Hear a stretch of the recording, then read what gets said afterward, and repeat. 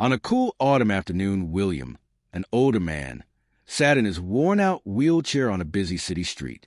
William, a 70-year-old black veteran, walked the street with a tattered blanket as his only shield against the cold. A small table beside his wheelchair displayed old American flags, keychains, and badges representing his service. Despite his physical limitations, William faced indifference from society. Some passers-by looked at him with scorn, while a group of young men mocked him for selling rubbish.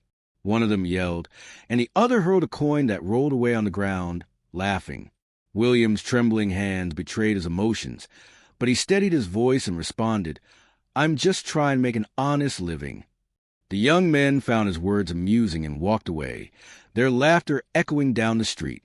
Meanwhile, Donald Trump stepped out of a nearby cafe, wearing his signature sharp suit and red tie, and scanned the street when he noticed a scene across the sidewalk. Trump paused to study William's dignified stance in the face of cruelty and unkindness from people around him. His expression tightened, and he whispered to himself, "This isn't right." When Trump approached William, he noticed the old man's tired eyes but maintained a quiet dignity. He asked whether William was okay. Trump called for an exceptionally delicate yet forceful tone. William spoke in a cracked voice, "I've seen worse, son, but sometimes it feels like the world doesn't care about you." Trump examined the items on the small table and decided to change the situation, ignoring the cold pavement beneath him. Trump stood behind William's wheelchair, paying no heed to passers-by.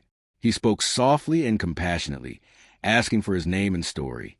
"I want to understand what led you here." His voice was soft and sincere. William took a deep breath, his eyes heavy with years of sorrow and pain. He spoke in a shaky voice, "My name is William Jackson." His lips trembled. "I was happy to serve my country and fought in the Vietnam War, witnessing the horrors of battle, losing comrades, but always standing tall with love for my country." Trump's face expressed great empathy. When William returned from the war, he found that people did not greet him with gratitude and ignored him, despite having psychological wounds. "I struggled to find work and eventually lost everything, including my home and family. My hope holds an ancient, tattered hat." William let out a heavy sigh. "I ended up on the streets," he murmured, barely above a whisper. No one looked at him. People walked by with disdainful stares and mocked me. I frequently wondered whether they had forgotten about me after fighting for this country. Trump's eyes welled up with emotions as he continued, "You don't deserve to live like this after all the sacrifices you've made. I will help you, William. That's a promise." William glanced at Trump in bewilderment, his countenance a mix of shock and excitement. "Why don't you even know me?" he asked, his voice shaking with surprise and cautious optimism. Trump offered a comforting grin and gently placed a hand on William's shoulder. He stated that heroes like him do not deserve to live in this way in our country, and that it is his obligation to make a difference. William paused, tears welling up in his eyes. He asked Trump to help him rebuild his life, saying, "It's been years since someone made me feel like I matter." Trump responded, "Yes, William. We'll get you into a warm hotel, and I'll do whatever it takes to rebuild your life." Trump ordered that William be transferred to a warm hotel and enrolled in specialized veteran support programs. "I want to ensure this is a long-term solution for trembling hands." William took out an ancient military medal from his pocket and extended it to Trump. Despite his trembling voice, he expressed trust in Trump's ability to interpret what the medal represented. "My hope." Trump declined the medal, stating that it is a part of William's story and a reminder of what we all owe him. William smiled for the first time in years, marking the beginning of a journey from despair to hope. The encounter was not only a helping hand, but also a promise to restore dignity to a forgotten hero with Trump's team. As William entered his hotel room, he felt a sense of comfort he hadn't felt in years. Sitting on a proper bed with a steaming cup of tea, he reflected on the harsh days he had spent on the streets, questioning if this moment was even real when Trump arrived. Trump stated, "William, we owe you so much more.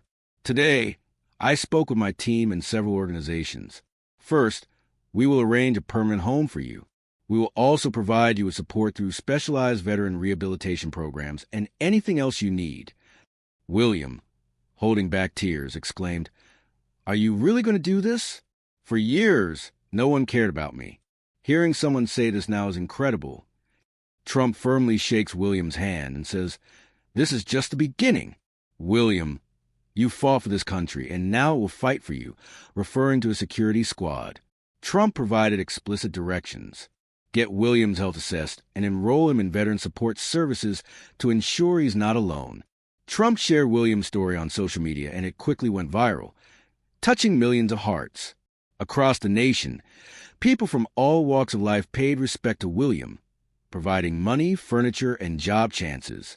In a public speech, Trump stated that a nation's greatness is determined by its treatment of its most vulnerable inhabitants. William exemplifies the importance of respect, gratitude, and solidarity. A humanitarian group provided him with a permanent house, and Trump personally gave over the keys with trembling hands.